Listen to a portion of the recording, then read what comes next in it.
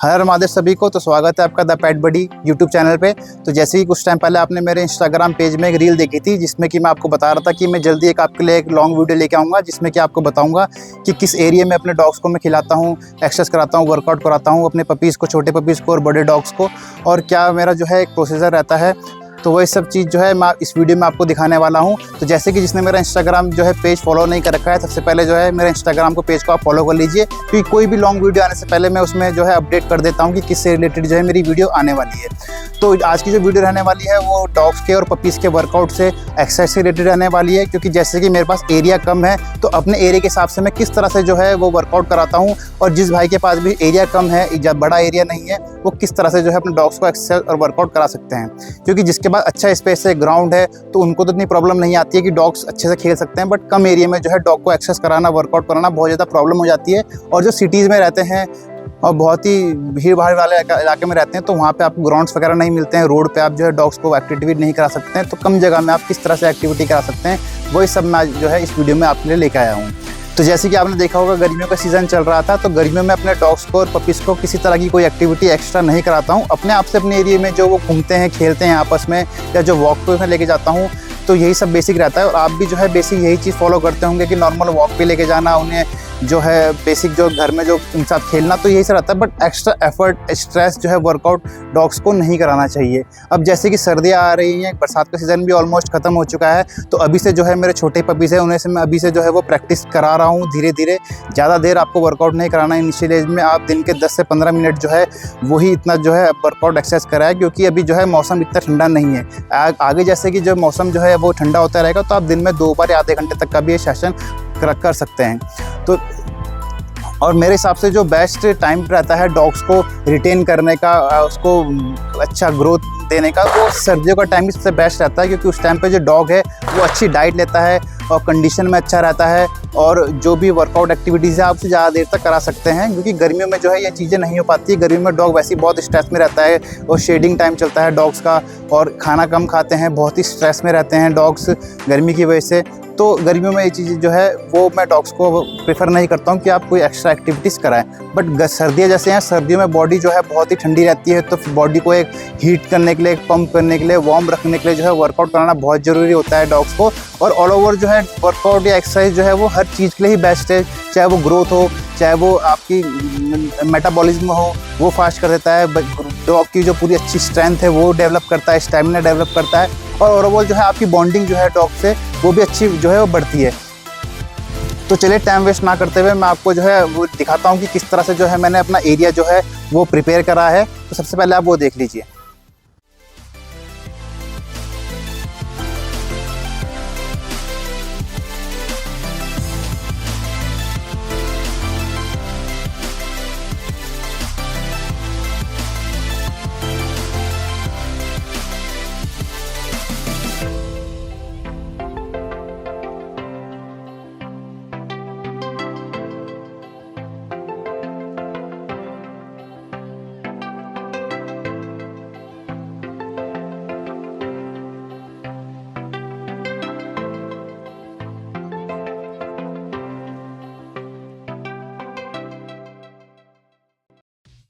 तो जैसे कि आपने देख लिया कि किस तरह से मैंने अपना एरिया जो है वो साफ़ सफाई कर दी है, और पूरा हाइजीनिक तरीके से उसमें ब्लीचिंग वगैरह कर दिया है, जिससे कि अनहाइजीन ना रहे, कोई बैक्टीरियाज वगैरह डॉग को है वो दिक्कत ना आए। क्योंकि बॉल से अगर डॉग खेलेंगे तो वो बॉल जो है वो ज़मीन पे भी लगेगी और अपने मुँह में भी रखेंगे वो, तो इसलिए जो है मैंने अच्छे से साफ़ सफाई कर दी है, और ये कंटिन्यू जो है मैं करता रहता हूँ हफ्ते में 2-3 बार। अब जैसे कि एरिया मैंने तैयार कर दिया था, तो उसके बाद क्या वो चीज़ है जिससे कि मैं डॉग को वर्कआउट करा सकता हूँ या एक्सरसाइज करा सकता हूँ या रनिंग, जंपिंग, जो भी चीज़ कराता हूँ, तो उसके लिए मैंने एक जो है होममेड जो है एक प्रोडक्ट बनाया है। तो वो प्रोडक्ट आप जो है वो बना सकते हैं, या आप बाहर से भी बनाया ले सकते हैं। तो चेक करिए कि मैंने किस तरह से बनाया है और क्या बनाया है।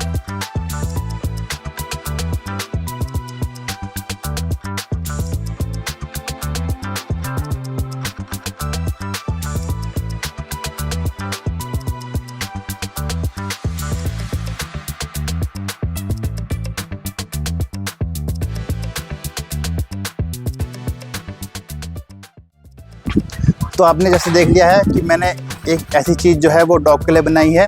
तो ये बहुत बेस्ट है। बॉल है, आपको एक्स्ट्रा भी अलग से मिल जाएगी, 100-150 रुपये की आती है, और इसके अंदर लाइट भी रहती है, और ये चूँ चूँ भी करती है। तो इससे क्या है कि डॉग थोड़ा जो है अट्रैक्ट करता है। और शाम के टाइम अगर आप डॉग को खिला रहे हो तो लाइट से भी डॉग जो है अट्रैक्ट होता है, क्योंकि छोटे पपीज़ जो होते हैं वो इनिशियल एज में जो है डरते हैं बॉल से, बड़ी चीज़ से डरते हैं। आप ऐसा स्टिक लेके जाओगे उनके आँख में, वो डरेंगे। तो उसके लिए मैंने पहले से उनको एक हल्का सा जो है ट्रेनिंग सेशन दे दिया था, जिससे कि वो वीडियो के शूट होते हैं टाइम पे जो है वो ऐसी दिक्कत ना करें। तो ये मैंने इसलिए बनाई है क्योंकि छोटा पपीज़ जो होता है वो एक्चुअली क्या वो करता क्या है, वो बॉल पकड़ता है और भाग जाता है, या बॉल देता नहीं है तो उसके पीछे पीछे आपको भागना पड़ता है। बट इससे क्या है कि मेरे पास जो ये मैंने बनाया है तो कंट्रोल मेरे पास है। अगर डॉग भागता भी है, ज़्यादा दूर तक नहीं जाएगा, उससे मैं अपने आप सामने दोबारा पुल कर सकता हूँ, बॉल उससे छीन सकता हूँ। बाकी बहुत बेस्ट चीज़ें आप भी यूज़ कर सकते हैं। छोटे पपीज़ में तो मैं यही यूज़ करता हूँ। बाकी जैसे जैसे आपकी पपी ग्रो होता रहेगा तो उसको आप जो है ट्रेन करते रहोगे कि बॉल आपको वापस ला के दे, थ्रो करे, वो एक बात है। बट इनिशियल छोटी एज में जो है आप इस तरह से जो है डॉग को ट्रेन कर सकते हैं, बहुत ही बेस्ट है। ज़्यादा टाइम ट्रेन ना करें, 10 से 15 मिनट पर डे बहुत होता है। बस सर्दियाँ ऐसी आएंगी तो उसमें आप टाइम पीरियड बढ़ा सकते हैं। तो चलिए टाइम वेस्ट ना करते हुए अपने डॉग्स को मैं आपको दिखाता हूँ, क्योंकि वीडियो जो है मैंने अलग अलग पार्ट में शूट करी थी, क्योंकि बहुत टाइम देना पड़ रहा था और भी अपने पर्सनल काम रहते हैं। तो एक जो है एक ही दिन में वीडियो शूट नहीं हो पाई थी, 3-4 दिन लग गए। तो चलिए टाइम वेस्ट ना करते हुए मैं आपको दिखाता हूँ किस तरह से मैं अपने डॉग को जो है वो एक्सरसाइज कराता हूँ। बाकी जो इन्फॉर्मेशन होगी आगे की वो मैं आपको वीडियो में बताता रहूँगा। तो जैसे कि आप देख सकते हैं ये मैंने चीज़ जो बनाई थी, तो किस तरह से इसका मैं यूज़ करता हूँ और किस तरह से अपने डॉग्स को खिलाता हूँ। तो आइए चले देखिए। अभी जो मेरे पास ये जो डॉग्स हैं वो 3 महीने से लेकर 6 महीने तक की एज के डॉग्स हैं। तो वैसे तो मैं 2-2 डॉग्स करके ही खिलाता हूँ, एकदम इतने सारे डॉग्स को एक साथ नहीं करता हूँ। बट एक जो वीडियो है ज़्यादा लंबी ना हो जाए और थोड़ा बेसिक चीज़ें समझ में आ जाए, इसलिए मैंने जो है अभी ने 4 एक साथ खोल दिया है।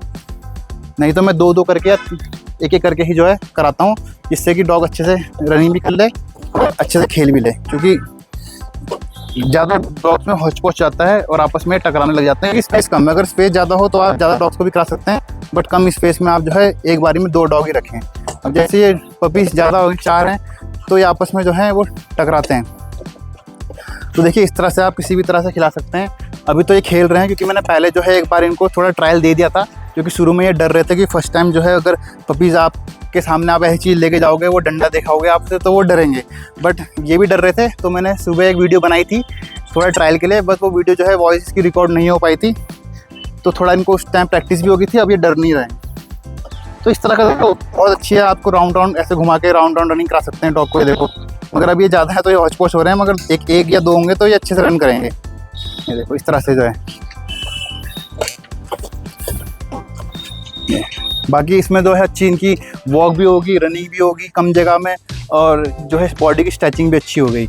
अब दूसरे ऑप्शन आप जंपिंग करानी है तो आप देखो इस तरह से जंप करा सकते हैं। बहुत से लोगों का इशू रहता है कि हमारे डॉग की ग्रोथ नहीं बढ़ रही है, अच्छी डाइट दे रहे हैं मगर हाइट नहीं बढ़ रही है, साइज़ नहीं बढ़ रहा है, मोटा नहीं हो रहा है। तो देखिए सबसे पहले तो मैं आपको बताता हूँ, जब भी आप कोई डॉग लेके आए और उससे एक्सपेक्ट करें कि ये ऐसा बने, सबसे पहले जो है मदर फादर का रोल होता है। तो मदर फादर देख के लाएं, क्योंकि मदर फादर जैसे होंगे बच्चा वैसे ही बनेगा। बहुत ही एक्सेप्शनल केस होगा कि वो कुछ अलग बन जाए, बट मैक्सिमम मदर फादर या ग्रैंड पेरेंट जैसा ही जो है बच्चा निकलता है। तो सेकंड चीज़ जो होती है वो होता है वर्कआउट। देखिए वर्कआउट बहुत इंपॉर्टेंट पार्ट है हर किसी के लिए। अच्छी ग्रोथ होगी, अच्छा मेटाबॉलिज्म होगा, तो अच्छी डाइट जो है डॉग लेगा, तो जो भी डाइट लेगा वो पूरे बॉडी में जो है वो लगेगी, यूटिलाइज होगी, बॉडी इसको अच्छे से जो है वो अडेप्ट करेगी। थर्ड चीज़ होती है डाइट, और फोर्थ चीज़ जो होती है वो होती है सप्लीमेंट। देखिए सप्लीमेंट में इतना ज़्यादा रिकमेंड नहीं करता हूँ, क्योंकि सप्लीमेंट देखिए सबसे पहले तो जो छोटा पपी है आपका, कोई भी छोटा पपी है उसको ज़रूरी है, क्योंकि पपी जो है वो इतनी डाइट नहीं लेता है कि उसको हर चीज़ जो है उस डाइट से मिल जाए। बड़ा डॉग को तो आप कुछ भी दे सकते हैं, तो उनको वो चीज़ें मिल जाती हैं जो बॉडी को ज़रूरी हैं। तो छोटे बच्चे को आप 4-5 महीने तक जो है सप्लीमेंट दें, बेसिक सप्लीमेंट, मल्टीविटामिन, जिंक और आपका कैल्शियम और D3, ये इस तरह के जो है सप्लीमेंट आप पपीज़ को दे सकते हैं ग्रोथ के लिए, और जॉइंट्स वगैरह के लिए भी आप सप्लीमेंट्स आते हैं वो आप दे सकते हैं। और जो आपके बड़े डॉग्स हैं, एडल्ट डॉग्स हैं, आप घर में पाल रहे हैं 1 या 2 डॉग, तो उनको ज़्यादा सप्लीमेंट के चक्कर में ना पड़े, ये सोच के कि आप सप्लीमेंट जितना दोगे तो उतना अच्छा बनेंगे, ऐसा कुछ नहीं है।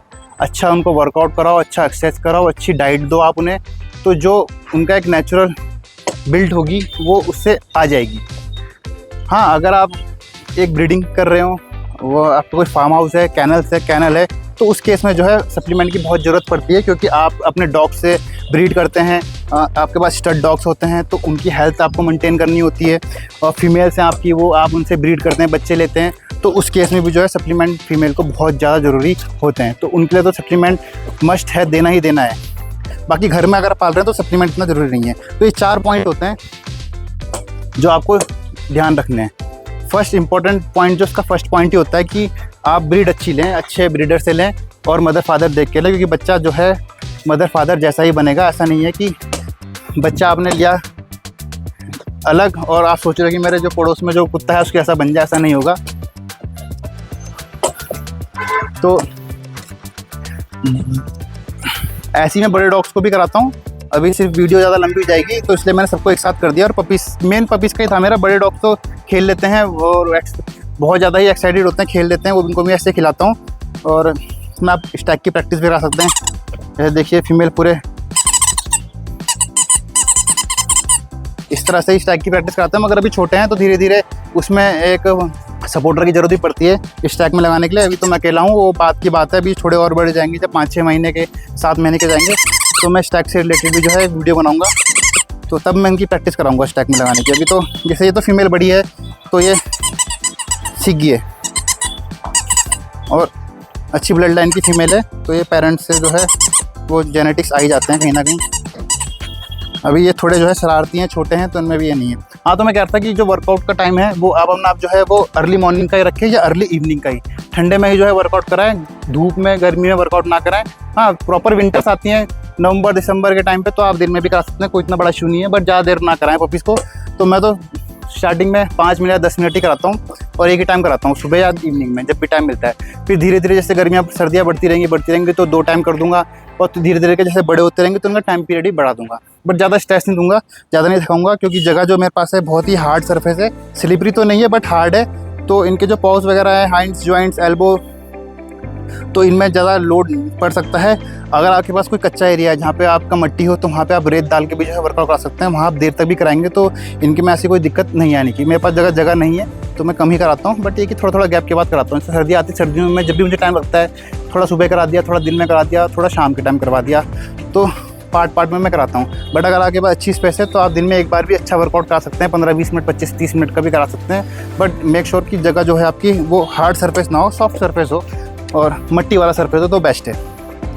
इसके अलावा भी बहुत सारी ट्रेनिंग्स होती हैं डॉग को आप करा सकते हैं, तो वो भी धीरे धीरे मैं कराऊंगा। बट घर में अगर आपको डॉग रखना है तो इतनी ज़्यादा आपको हाई ट्रेनिंग की ज़रूरत नहीं पड़ती है। बेसिक बस जिससे कि रनिंग हो जाए, स्ट्रेचिंग हो जाए, जंपिंग हो जाए, तो ये बॉल बहुत ये जो मुझे लगती है, जो मैं बनाता हूँ, ये मुझे सबसे बेस्ट लगता है। सब चीज़ हो जाती है इसमें, और इसमें डॉग जो है बॉल लेके भागता भी नहीं है और आपस में लड़ते भी नहीं हैं, तो जितनी इनको नीड है उतनी हो जाती है।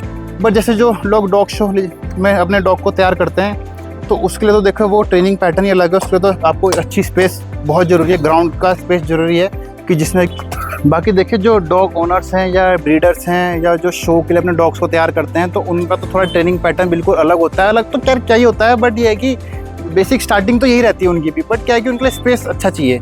आपको डॉग के हैंड्स, जॉइंट्स, इनका बहुत ध्यान रखना पड़ता है, तो उनको ऐसी पक्की जगह में जो है वर्कआउट नहीं कराते हैं। प्रॉपर एक ग्राउंड चाहिए, एक फ्रेंडली उनका नेचर बनाने के लिए उनको आपको सोशल कराना पड़ता है, बाहर लेके जाना पड़ता है, अदर डॉग्स के साथ पास लेके जाना पड़ता है, अदर लोगों से उनको मिलवाना पड़ता है। तो वो बहुत एक डिफरेंट जो है वो पैटर्न होता है। जब कभी फ्यूचर में ऐसा मैं कोई डॉग तैयार करूँगा शो के लिए, अभी तो खैर ऐसा कुछ है नहीं, तो उसके बारे में मैं आपको पूरी डिटेल वीडियो बनाऊँगा, उसके बारे में बताऊँगा।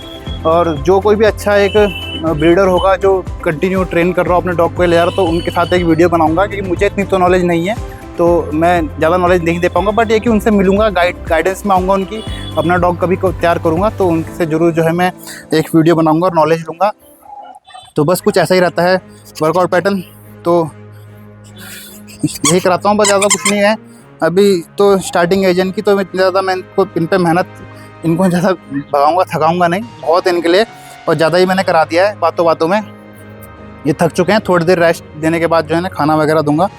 तो जैसे कि आपने देख लिया है पूरी एक्टिविटी, पूरी नॉलेज जो मुझे थी इतने सालों में।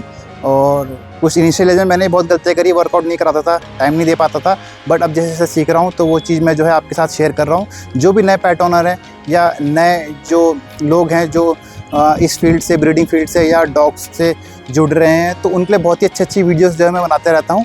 हर चीज़ से रिलेटेड वीडियो जो है, जितनी मेरी नॉलेज है वो मैं आपके साथ शेयर करता रहूँगा। तो अगर आपने मेरे चैनल को सब्सक्राइब नहीं करा हुआ है तो मेरे चैनल को सब्सक्राइब कर लीजिए, बाकी बेल आइकन दबा दीजिए, जिससे कि वीडियोस की अपडेट आपको मिलती रहे। वैसे तो मैं अपने फेसबुक पेज में और इंस्टा पेज में जो है पहले से अपडेट कर देता हूँ, तो वहाँ तो आप फॉलो कर ही लीजिए, तो वहाँ से आपको सारी इन्फॉर्मेशन मिल जाएगी। हाँ, वीडियो आने में 1-2 दिन लग जाते हैं, क्योंकि उसके पीछे भी एक पूरी नॉलेज लेनी पड़ती है और पूरी वीडियो शूट करनी पड़ती है, तो उसमें टाइम लग जाता है। बट ये आपको इन्फॉर्मेशन जो है टाइम टू टाइम मिलती रहेगी। तो मिलते हैं किसी नई वीडियो में। Thank you so much, good bye.